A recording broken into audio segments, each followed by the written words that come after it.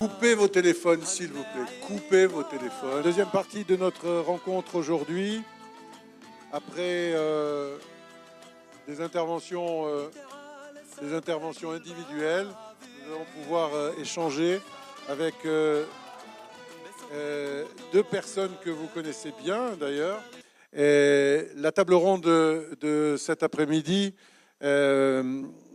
j'excuse tout de suite le professeur Youssef Charbit qui n'a pu se joindre à cette table ronde du fait d'un petit souci de santé. On lui souhaite Refoua Shelema le plus rapidement possible. Et donc, nous accueillons Daniel Haïk, qui a déjà été présenté, mais que je vous représente, journaliste, analyste politique, le fils de notre maître, le rabbin Haïk, que nous avons connu dans notre jeunesse, et qui a beaucoup contribué à l'insertion beaucoup de jeunes Français, notamment à travers le Bnei Akiva. Peut-être qu'il en dira quelques mots tout à l'heure. Et puis, à ma droite, Richard Darmon, the last but not the least, qui, au pied levé, remplace Yossi Sharvit. Bien entendu, sa place était toute trouvée et absolument pas fortuite. Il vient de produire un deuxième tome sur les chroniques israéliennes, chroniques d'Israël, voilà. Et dans ce livre, il parle, mais il nous le dira tout à l'heure de façon plus précise, de la place qu'occupe, si vous voulez, une touche. On parle souvent de la French touch dans beaucoup de domaines, notamment en domaine culturel, mais je pense que peut-être qu'on pourrait utiliser la Algerian touch, peut-être qu'il y a quelque chose de spécifique, et ça sera Richard Darmon qui nous en parlera tout à l'heure. Donc dans cette table ronde, nous aborderons la question des Juifs d'Algérie dans la société israélienne, ses racines et sa contemporanéité. Il ne s'agit pas de faire déjà un inventaire, mais d'entendre des interventions qui vont poser peut-être certains jalons. Ensuite, si vous le permettez, je pense que ce sera important que la salle puisse participer et poser quelques questions si l'organisation nous le permet. C'est prévu. Voilà, donc je m'adresse dans un premier temps peut-être à Daniel. Daniel, nous parlions tout à l'heure justement de cette place des jeunes juifs d'Algérie. Peut-être que tu peux en dire quelque chose. Je ne peux pas en dire grand-chose des jeunes juifs d'Algérie, puisque moi j'ai quitté l'Algérie à 1 an. Mais je voudrais revenir parce que, comme l'a fait le Rav Uri Cherki tout à l'heure, en parlant de son père, de son grand-père, je suis né, j'ai vécu dans une famille qui était, on peut dire, l'une des quelques familles vraiment franchement sionistes à Oran. Il y en avait, mais il n'y en avait pas énormément. Et je voudrais peut-être revenir sur certains éléments que j'ai recueillis de mes parents, qui, Baruch Hashem, sont encore en vie, ont plus de 90 ans, et qui ont bien connu, on va dire, cette période de transition, de création de l'État d'Israël. Ma mère me disait qu'elle se souvient encore de cette image que vous connaissez tous, hein, cette image d'entendre, d'écoute du vote du plan de partage de la Palestine le 29 novembre 1947. Elle se souvient très bien de cette image et effectivement toute la famille chez elle, avec ses parents et ses frères et sœurs, étaient réunis pour écouter le vote et l'émotion que ce vote avait provoqué. Il y avait, on va dire, dans ma famille personnelle à Oran, effectivement une sorte d'amour pour l'État d'Israël. C'était difficile de dire si c'était un sionisme d'Herzl, mais en tout cas c'est sûr que c'était un sionisme extrêmement marquant, extrêmement émouvant. Et je dois dire que mon grand-père, que certains d'entre vous connaissent peut-être, ont connu dans leur jeunesse, puisqu'il était lui-même l'adjoint du grand rabbin David Ashkenazi à Oran, le rabbin Salomon Korchia, qui avait une communauté à Oran,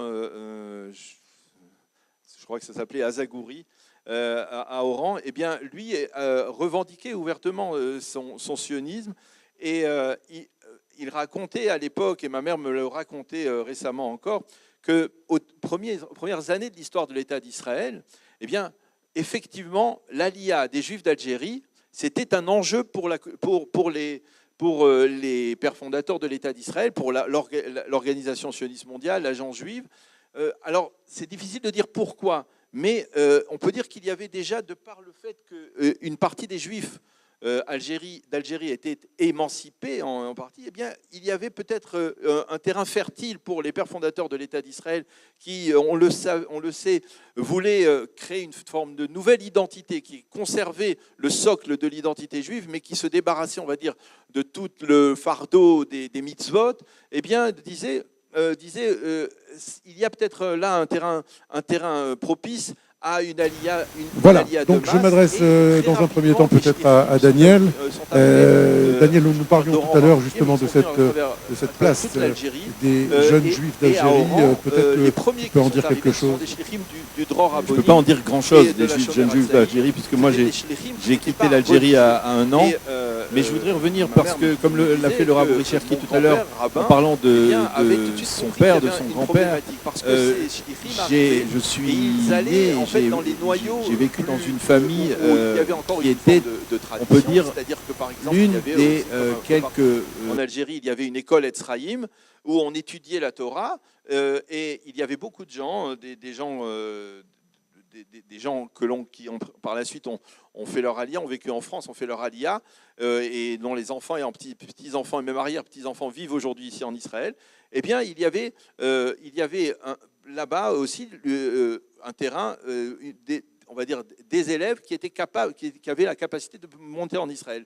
Et en fait, les shlichim de ce que l'on appelait le dror, il y avait même ce qui s'appelait la gordonia à l'époque, et bien ils arrivaient et ils disaient, mais oui, en Israël on peut vous permettre, il n'y a pas de problème de religion, vous êtes entre juifs, il n'y a pas de problème de pratique, etc. Et mon grand-père, qui se tenait informé de tout ce qui se passait en Israël, était plus inquiet. Et c'est la raison pour laquelle, très rapidement, au début des années 50, eh bien, il a fait appel à un homme dont il faut évoquer aujourd'hui le souvenir, parce que c'est véritablement une personnalité dominante dans l'histoire de la communauté juive en France et dans l'histoire du sionisme en France et dans les diasporas d'Afrique du Nord, c'est le rabbin Paul Rothman. Vous savez qui était le rabbin, certains d'entre vous se souviennent qui était le rabbin Paul Rothman. Et le rabbin Paul Rothman, c'était véritablement un homme d'action qui, après la Shoah, avait décidé de mettre de côté toute une carrière, il a envisagé de faire des études de médecine, il a mis de côté pour se consacrer à la reconstruction de la communauté juive en France, à la reconstruction du judaïsme en France. Et le rabbin Paul Rothman était une sorte d'émissaire, on va dire, de ce que l'on appelait à l'époque le Mizrahi. C'était on va dire, le Bnei Akiva, l'ancêtre du Mafdal, du Parti national religieux, de ce qui est aujourd'hui, on va dire, le Parti national religieux. C'est difficile de dire que c'est ça aujourd'hui. Mais effectivement, Paul Rothman, c'était une personnalité. Et Paul Rothman est arrivé très vite à Oran. Et à la suite de cela, il y a eu des shlichim qui venaient au nom du Bnei Akiva, qui étaient des envoyés, des émissaires de l'État d'Israël, qui venaient au nom du Bnei Akiva. Il y en avait pour les activités des mouvements de jeunesse, donc le développement d'un mouvement comme le Bnei Akiva qui s'est fait à Oran, et également pour l'éducation juive, en diaspora. Et il y avait à chaque fois des shlichim. Il y a d'ailleurs des shlichim qui ont eu des histoires tragiques. Vous connaissez l'histoire de Hassan et Ben Gera, de shlichim de l'agence juive sioniste religieux qui étaient venus en Algérie et qui ont été kidnappés et assassinés, je crois, par le FLN, probablement, par le FLN, mais en tout cas par les Félagas. Et donc, il y a eu cette volonté à ce moment-là de donner, on va dire, un caractère un peu plus sioniste religieux à cette communauté. Bien entendu, ça n'a pas eu énormément d'impact. Il y a eu effectivement des noyaux sionistes religieux. Il y avait un mouvement Bnei Akiva relativement important. Mais pourquoi je vous dis ça? Parce que quelque part, je pense qu'on est arrivé à un moment où, lorsqu'il a fallu choisir, et le dilemme dont parlait tout à l'heure Hervé, eh bien, ce dilemme, il s'est posé. Mais il a été rapidement résolu. Et là aussi, j'en parlais à mes parents. Ils disaient, c'est vrai qu'il y avait très peu de juifs d'Algérie qui envisageaient la Aliyah. Et c'était très simple. Pourquoi? Parce que d'un côté, il y avait eu, pendant les années 50 en particulier, il y avait eu des retours de Juifs du Maroc qui étaient revenus à Oran, qui avaient quitté Oran pour faire leur aliyah, qui étaient au Maroc, qui étaient à Oran, qui étaient passés au Maroc, qui étaient partis en Israël, et qui, déçus par l'accueil qu'ils ont reçu, eh bien, a donné une image d'Israël qui n'était pas particulièrement séduisante.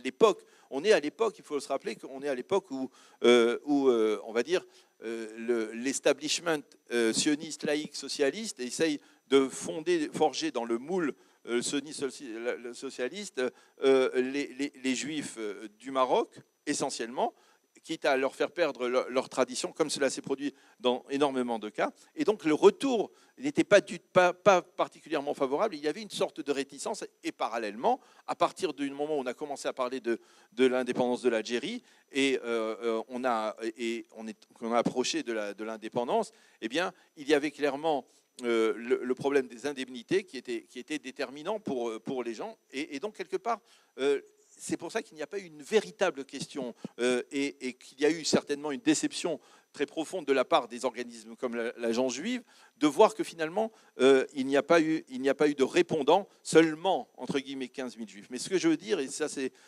en parlant avec mon père que je le déduis, c'est que mon père m'a dit, le travail des shlichim, il ne s'est pas concrétisé à la première phase. C'est-à-dire, ils n'ont pas obtenu les résultats escomptés tout de suite, au moment de l'indépendance. Mais à la suite, lorsque les rapatriés d'Algérie sont arrivés en France, eh bien, ils ont eu, pour certains, la capacité de créer, à travers justement leur expérience dans les mouvements de jeunesse, de recréer des structures communautaires, également avec le rabbin Paul Rothman, qui était très actif et qui faisait un travail énorme dans les communautés. Il a créé on va dire peut-être des dizaines de communautés à travers la France. Eh bien, les Juifs d'Algérie ont consolidé ces communautés. Ils ont forgé ces communautés, formé ces communautés, et de par les responsabilités qu'ils ont reçues dans ces responsabilités, eh bien, il y a eu une deuxième phase qui s'est avérée se concrétiser, en particulier après la guerre des 6 jours,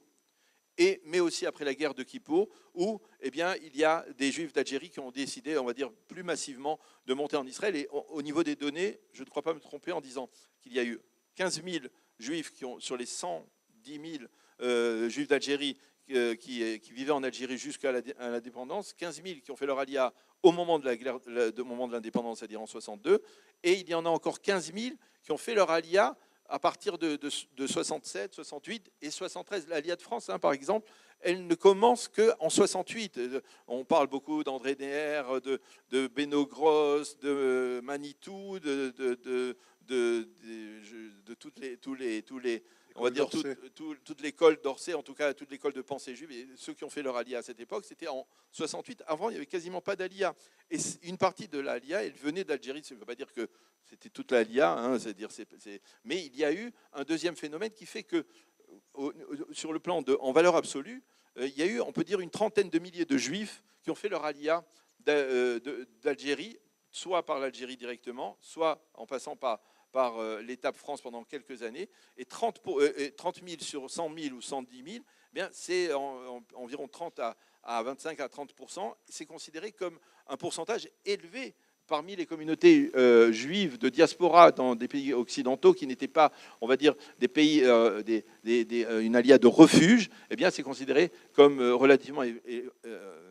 Voilà, ça c'est ce que je voulais dire concernant mon expérience familiale qui déteint un peu sur les phénomènes concernant l'aliyah des Juifs, une partie des Juifs d'Algérie en Israël. Juste peut-être un petit détail pour bien se rendre compte aussi d'une spécificité. C'est que par rapport aux autres pays du Maghreb, par rapport au Maroc ou à la Tunisie, qui sont des protectorats où il n'y a pas de danger pour les Juifs qui sont citoyens marocains, citoyens tunisiens, j'allais dire de facto. Pour les Juifs d'Algérie, l'indépendance de l'Algérie crée une nécessité de se déterminer. Ou bien on est algérien, avec toutes les difficultés que cela pouvait comporter, ou bien alors ben, on s'en va. Mais alors à ce moment-là, on s'en va ou en France ou en Israël. Tu as bien fait de préciser que d'abord, effectivement, la question des réparations, Oui. ça Un impact. Ça a beaucoup joué. Bien La sûr. deuxième chose qui a aussi beaucoup joué, c'est qu'à la différence du Maroc et de la Tunisie, les jeunes, notamment les jeunes et ceux qui avaient fait la guerre et la résistance, qui avaient participé à la libération de la France, qui avaient participé à la campagne d'Italie, beaucoup d'Oranais, des Juifs d'Oran, dont mon oncle avait fait la campagne de Monte Cassino avec la division Leclerc et tout ça. Tous ces Juifs d'Algérie, à la différence des Juifs marocains et tunisiens, étaient plus politisés. Ils étaient politisés, c'est-à-dire qu'ils avaient intégré par l'immersion dans le terrain français, dans le terreau français, on a vu émerger, par exemple, toute une tendance, par exemple, de communistes. Oui. Hein, le Parti communiste était très représenté, présent. notamment à Oran et à Alger. Et on a comme ça, bon, je parle toujours de Derrida parce que c'est un penseur hors norme et qui fait aussi la synthèse de cette mémoire juive qui était en train de s'éteindre, et puis du combat pour l'Algérie algérienne, mais qui a toujours considéré que son combat était plus du côté de la défense des pauvres et de la libération, plutôt que de partir en Israël pour aller construire un nouveau pays. Donc là, les shlichim se sont retrouvés face à une réalité sociologique qu'ils ne maîtrisaient pas. Voilà, qu'ils ne maîtrisaient. Ça, c'est très important. Alors, je veux juste faire le lien avec la deuxième partie de ma petite intervention, s'il vous plaît. Encore une fois, les portables. Oui, arrêtez les portables, s'il vous plaît, parce que vraiment, c'est très gênant pour l'intervenant. Merci. Bon. Je voudrais essayer de faire une sorte de passage de cette histoire des Juifs d'Algérie telle que je l'ai décrite, peut-être presque sur le plan personnel, à la réalité dans laquelle on évolue au sein de la société israélienne aujourd'hui, à travers une ou deux réflexions. La première réflexion, elle se rapporte encore une fois à des enseignements que j'ai puisés de mon père, qui était natif de Tlemcen. Il est toujours vivant, Baruch Hashem. Il a eu dans sa jeunesse le privilège justement d'avoir comme rabbin le Rav Yosef Messas, dont parlait Rav Uri Cherki tout à l'heure. Et si on voit le Rav Yosef Messas comme personnalité rabbinique, et que l'on connaît l'approche qu'il avait du judaïsme, eh bien, on comprend comment une partie du judaïsme algérien, celle qui n'a pas eu le temps de s'assimiler jusqu'au bout, eh bien, a pu revenir au cours des dernières décennies, a pu peu à peu revenir vers une pratique plus accrue du judaïsme, et à travers cela, par la suite, décider de faire une alia. Le Rav Yosef Messas, pour vous donner un exemple révélateur qui est connu aujourd'hui, le Rav Yosef Messas, il était rabbin de Tlemcen, et à Tlemcen, il y avait ce que l'on appelle le minyan des Pohalim, le Shabbat. C'est-à-dire que le Rav Yosef Messas, dans sa sagesse, dans son ouverture, dans sa chorma, qui est une chorma qui était partagée par de nombreux rabbins d'Afrique du Nord. Et là, on va essayer d'élargir, pas seulement aux Algériens, mais on va parler des rabbins, même des rabbins marocains et des rabbins tunisiens. Dans leur chorma, des gens comme le Rav Yosef Messas disaient il vaut mieux que un ouvrier qui travaille Shabbat vienne faire l'office le matin, l'office des Pohalim à 7h du matin, de 7h à 9h, plutôt qu'il ne vienne pas. Et cette approche, elle a sauvé, elle était apparemment, par exemple, pour un judaïsme très rigide, orthodoxe, ashkénaze, elle était inacceptable, mais elle a sauvé, on va dire, une partie d'un judaïsme que l'on croyait voué à l'assimilation totale. Et cette sagesse-là, moi, je dois vous avouer qu'elle me manque. Et elle me manque encore plus aujourd'hui parce que je suis convaincu, à travers les épreuves que nous vivons dans la réalité israélienne aujourd'hui, en particulier ces 2 dernières années, à travers la réforme judiciaire, les débats houleux, des débats de colère et de mépris et de haine entre les différentes composantes de la société israélienne autour d'un sujet comme la réforme judiciaire. Et puis, aujourd'hui, à travers la guerre dans laquelle nous évoluons, le problème de l'enrôlement des élèves des yeshivot, eh bien, je regrette à quel point, vous ne savez pas à quel point je regrette que les rabbinim, avec des rabbinim d'Afrique du Nord, avec la sagesse du Rav Yosef Messas, également la sagesse de son cousin, le Rav Shalom Messas, qui était le grand rabbin du Maroc, mais d'autres rabbins de cette envergure, eh bien, il n'est pas eu la possibilité de venir en Israël et de laisser une empreinte sur la réalité israélienne, que d'emblée, l'establishment israélien était un establishment ashkénaze. Et or, chez les ashkénazim, malgré tout, et attends, s'il y a des ashkénazim ici, ne m'en veuillez pas, parce qu'une fois j'ai parlé de ça à la radio, à la télé, il y a une dame ashkénaze qui m'a appelé en me disant vous parlez des ashkénazim Oui, mais on a un public quand même très, voilà. très sélectionné. Alors, oui, je dis, je ne peux pas m'empêcher de penser que si à l'époque de la création de l'État d'Israël, bien, il y avait ces figures rabbiniques qui nous ont permis de grandir et de nous retrouver finalement ici, on se retrouve à Ashdod ici, eh bien, l'État d'Israël n'aurait pas l'aspect qu'il a aujourd'hui en termes de conflits intercommunautaires dans les différentes composantes de la société israélienne. Je suis persuadé que les rabbinim d'Afrique du Nord auraient eu la sagesse, le doigté, le tact pour trouver les dénominateurs communs qui évitent justement des cassures. Or, malheureusement, ils n'étaient pas là pour différentes raisons. Si vous voulez, on peut les analyser, mais ce n'est pas le moment. Mais ils n'étaient pas là. Et aujourd'hui, malheureusement, alors que les Juifs d'Afrique du Nord, les rabbins, les leaders spirituels d'Afrique du Nord auraient pu avoir une contribution et atténuer, on va dire, les clivages qui existent dans la société israélienne, eh bien malheureusement, on s'est focalisé dans les divisions entre orthodoxes ashkénazes d'un côté et orthodoxes farad et laïcs. Et moi, ma plus grande peine aujourd'hui, cette année en particulier, c'est de voir qu'un parti comme le parti Chasse, qui avait une occasion cette année, au travers de la loi sur l'enrôlement des élèves des yeshivot, de se distinguer de l'establishment orthodoxe ashkénaze rigide, eh bien, il avait cette possibilité d'être une sorte de courroie de transmission entre les traditionalistes, les laïcs et les orthodoxes, en disant oui, il faut aller à l'armée. Au moment d'une guerre, on ne peut pas être sur le bas-côté de la route et rester à côté en proclamant, comme le font les rabbins ashkénazes,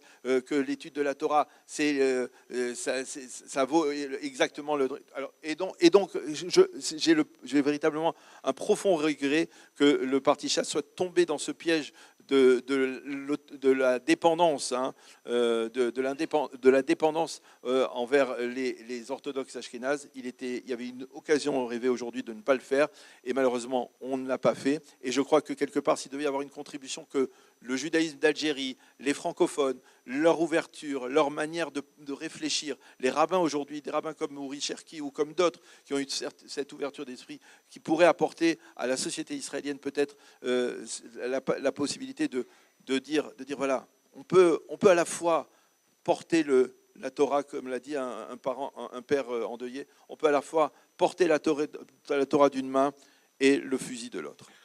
Oui.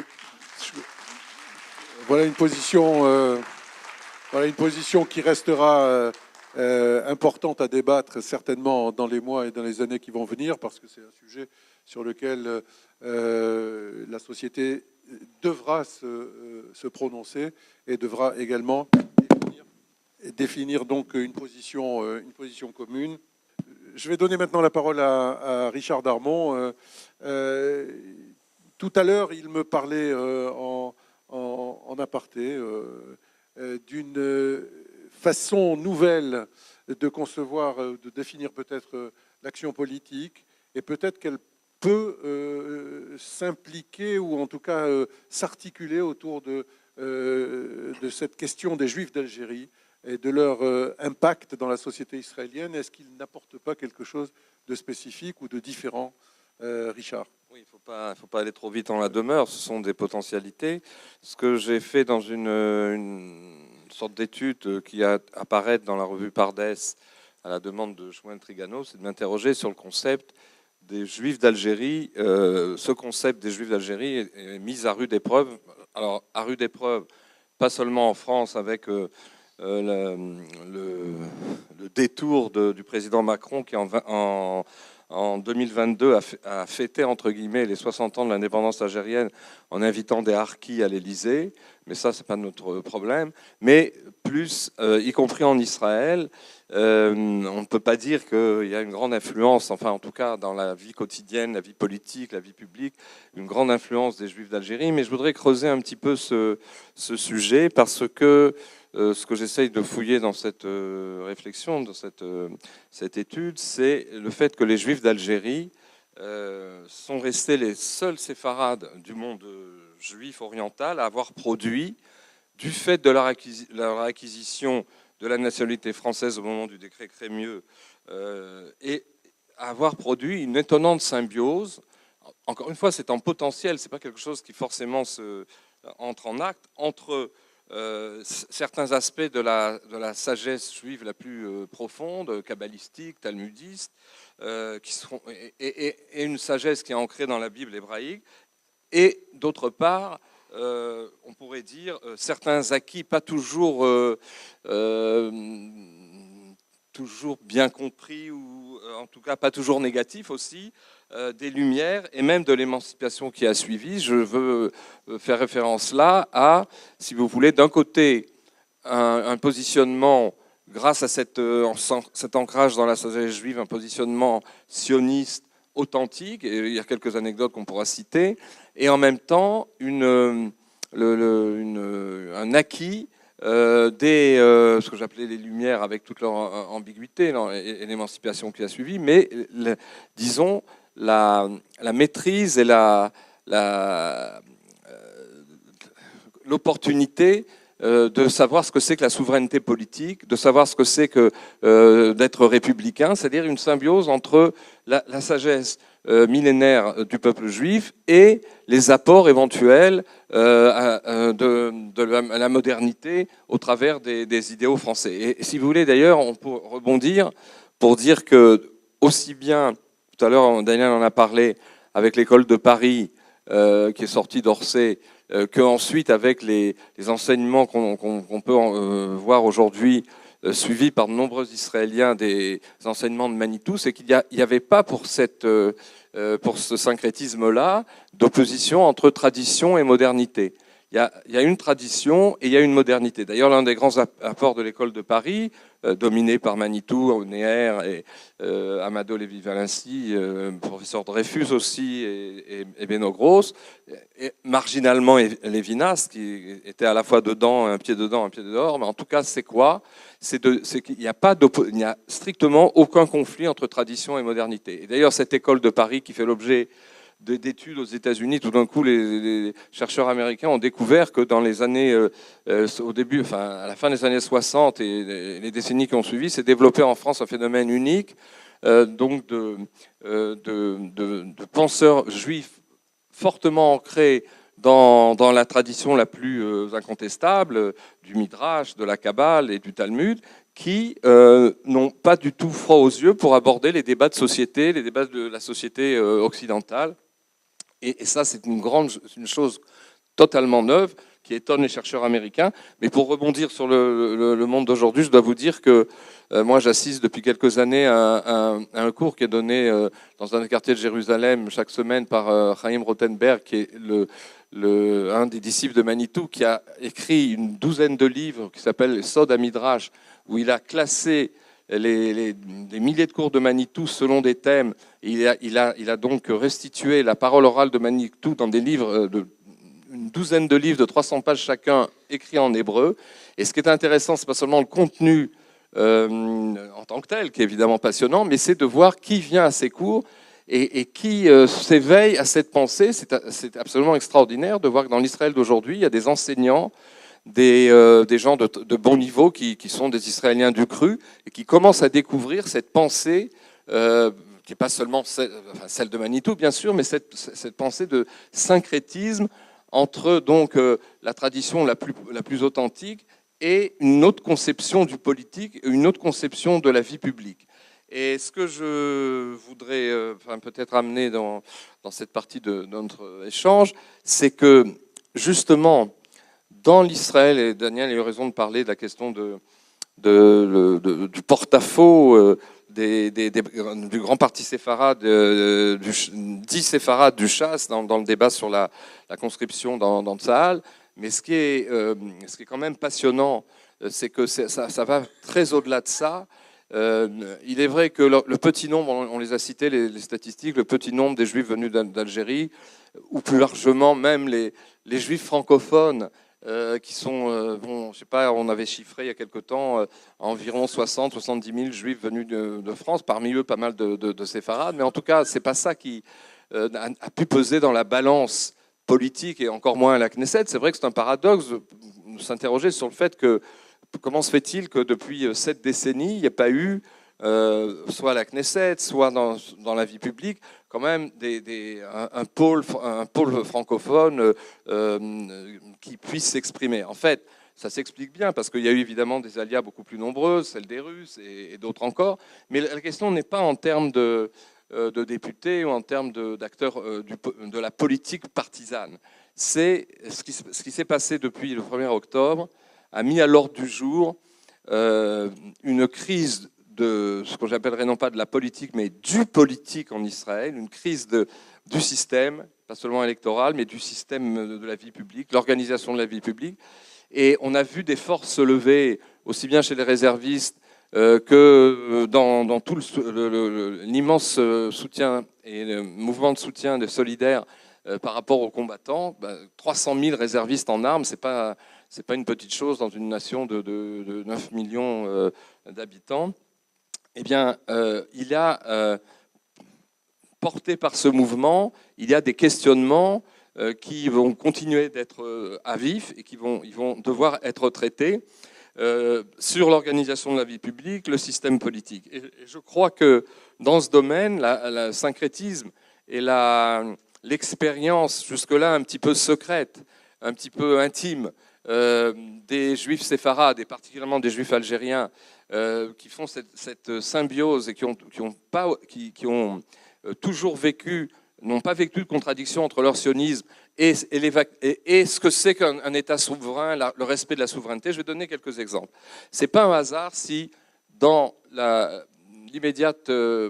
période immédiate qui a suivi les accords d'Oslo en 1993, a vu le jour une sorte de think tank, un groupe d'opinion qui s'appelait Atid et Israël, et qui a été créé en fait par une bonne majorité de juifs venus d'Algérie, il y a quelques autres aussi, mais on a vu là, si vous voulez, une conscience politique qui avait été affûtée au travers de l'histoire douloureuse du XXe siècle. Par quoi ? Par deux phénomènes qui sont en jeu dans les interrogations aujourd'hui en Israël. C'est d'une part la collaboration et l'effondrement des valeurs démocratiques au moment du pétainisme, et la collaboration. Et ça, les Juifs d'Algérie, ils l'ont aussi bien ressenti, puisque leur nationalité française a été enlevée par le gouvernement de Pétain qui régnait en Algérie, qui était souverain en Algérie. Et puis, ça a été évidemment le largage de l'Algérie en 1962.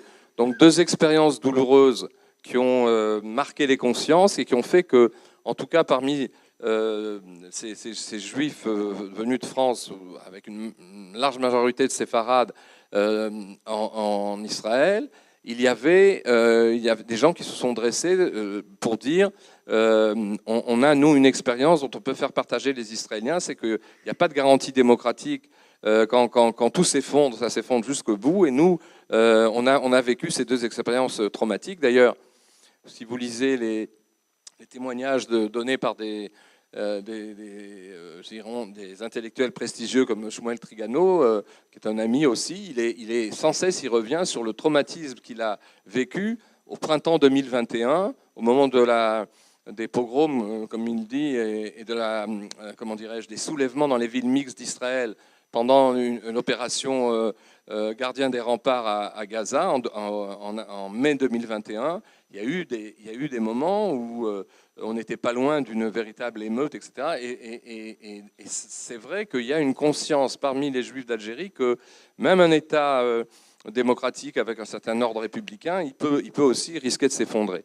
Et je pense que dans la lignée de ces grands chidushim qui ont été vécus par le peuple d'Israël depuis le chidushim très douloureux, depuis le 7 octobre, il y a en jeu, si vous voulez, une nouvelle redéfinition du politique. J'ai fait paraître là, ces dernières semaines un second tome de ce que j'appelle les chroniques d'Israël, et il y a un chapitre qui s'intitule « Une conception différente du politique ».